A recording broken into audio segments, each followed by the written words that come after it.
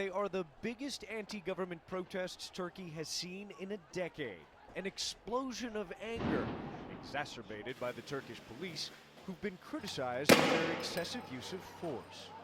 In these days especially, they're like monsters. They can't do that. It's hard to believe it all started barely a week ago with this. A couple dozen protesters camped out in a central Istanbul park. They held a peaceful sit-in, protesting government plans to bulldoze one of the last green spaces left in the city center. Riot police cracked down, hitting protesters with tear gas and pepper spray. And then something in Turkey snapped. Demonstrators began attacking the police, outraged by the behavior of the security forces. You can see here how the Turkish riot police are going after gatherings of people here in Istanbul's Taksim Square, in the heart of the city. Come on over here. Ordinary civilians being caught up in what's taking place here. An old lady knocked on the ground by the water cannon.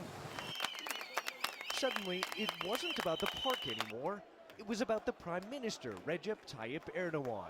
He has big ego. He has this, Napoleon syndrome on it. He thinks himself as the next sultan and controlling all this Middle Eastern politics and such. He needs to stop doing that. He's just a prime minister.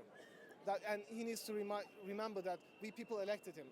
Turkey's prime minister has responded with characteristic defiance, ridiculing the protesters and defending a decade in office during which his political party has won many elections.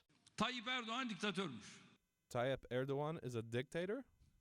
If you are the kind of person who can call someone who serves their people a dictator, then I have no words for you. You have a prime minister who has done great deeds and he really does run the economy well, but he also have this paternalistic style. I know what's good for you, and I as your father can decide on the park, the bridge, the city, and the constitution. So I think people are just wanting to have a more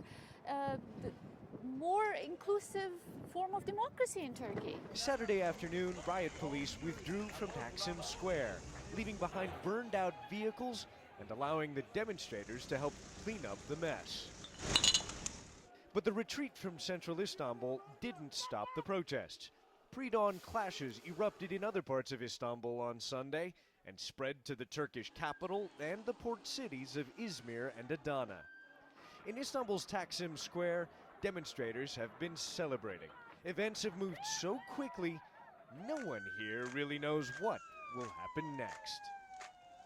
Ivan Watson, CNN, Istanbul.